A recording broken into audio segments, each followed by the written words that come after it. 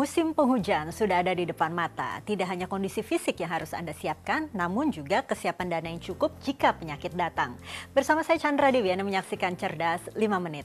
Dan kita akan membahas putar antisipasi penyakit berbahaya di kala musim penghujan, di mana di studio Metro Manulife saat ini, saya telah ditemani oleh Bapak Muhammad Irsan, Head of Training and Development dari Manulife Indonesia. Selamat pagi Pak Irsan. Pagi Chandra. Pak Irsan, ini banyak penyakit berbahaya yang datang bersamaan dengan musim penghujan Pak. Betul. Ada penyakit diare, malaria, ispa, leptospirosis, penyakit kulit, dan sebagainya. Bagaimana pandangan Bapak?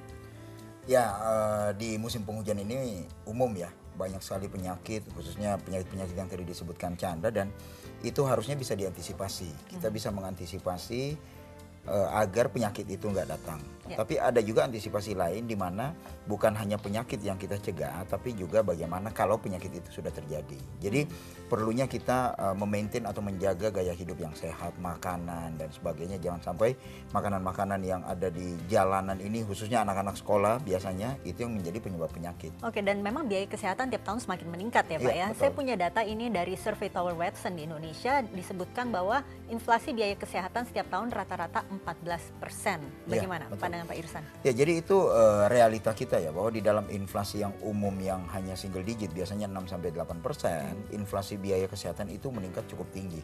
Double digit tadi disampaikan oleh Chandra sekitar 14%, bahkan 14-16%. Nah, ini yang harus diantisipasi, bagaimana kalau sampai terjadi penyakit yang mengakibatkan seseorang harus dirawat di rumah sakit, karena biayanya akan sangat besar. Untuk antisipasinya bagaimana? Nah, disinilah kita butuh atau sangat berperan adanya asuransi kesehatan, karena tidak semua biaya itu akan keluar dari kantong kita sendiri, akan di-cover oleh perusahaan asuransi kalau orang itu memiliki program asuransi kesehatan. Jenis asuransi apa kalau begitu yang cocok untuk mengcover pemirsa di rumah jika terserang berbagai penyakit yang tadi kita sebutkan di awal? Kalau penyakitnya penyakit umum, sebetulnya secara umum semua asuransi kesehatan mengcover itu. Tapi yang perlu kita lihat klausulanya.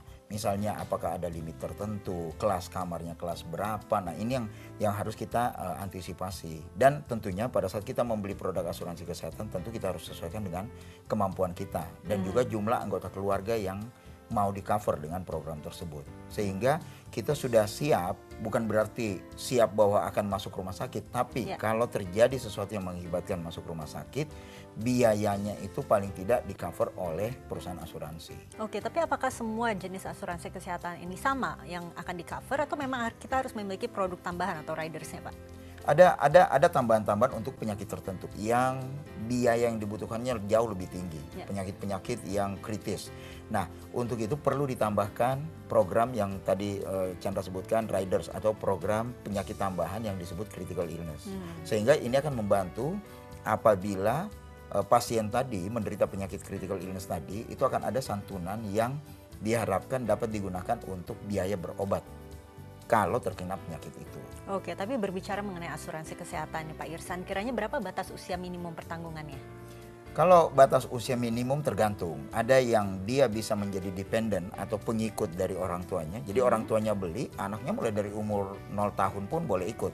Tapi ada juga yang batasan untuk kondisi tersebut. Misalnya anak di atas usia dewasa atau sudah menikah, dia nggak boleh lagi ngikut ke orang tuanya. Jadi dia harus punya program asuransi kesehatan tersendiri.